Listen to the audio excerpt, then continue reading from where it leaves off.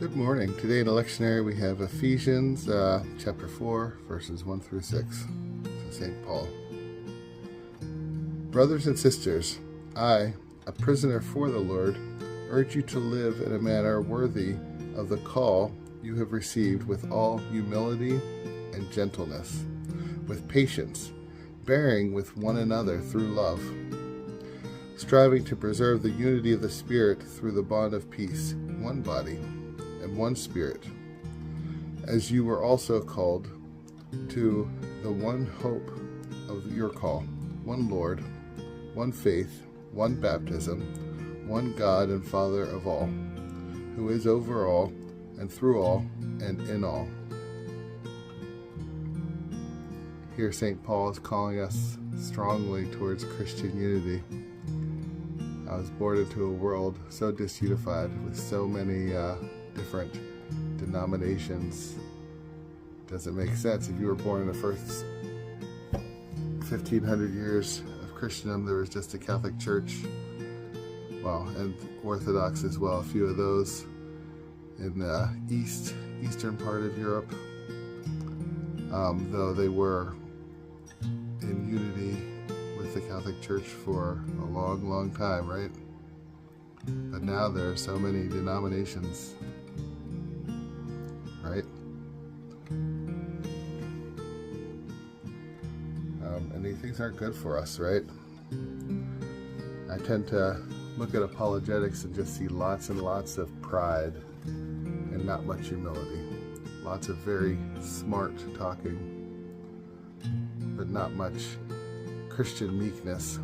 Well, St. John Chrysostom, in his homily on Ephesians, here in my ancient study Bible,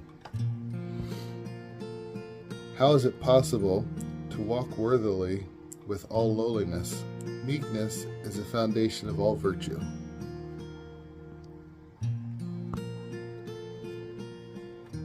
If you are humble and are aware of your limits and remember how you were saved, you will take this recollection as a motive for every excellent moral behavior.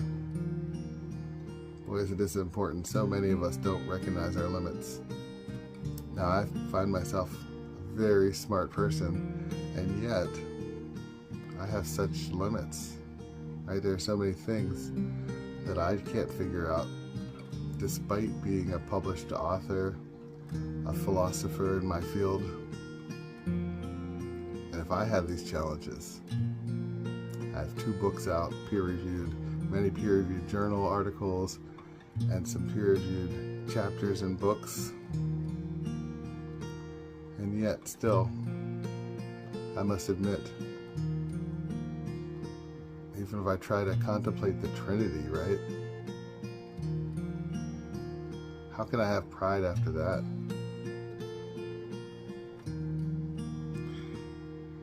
You will not be excessively impressed with either chains or privileges.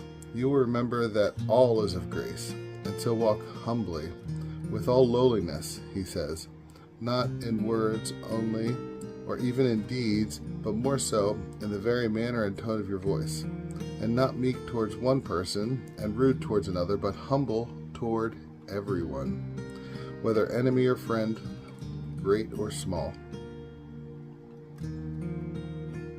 Yeah, Chrysostom really laying it out for us, right? Everything we have is through grace. So whether you're great or small, it's through the grace of God. And so we should treat everyone with respect and love and kindness, and from a position of humility. Humility meaning, like the word hummus, close to the earth. Have a blessed day.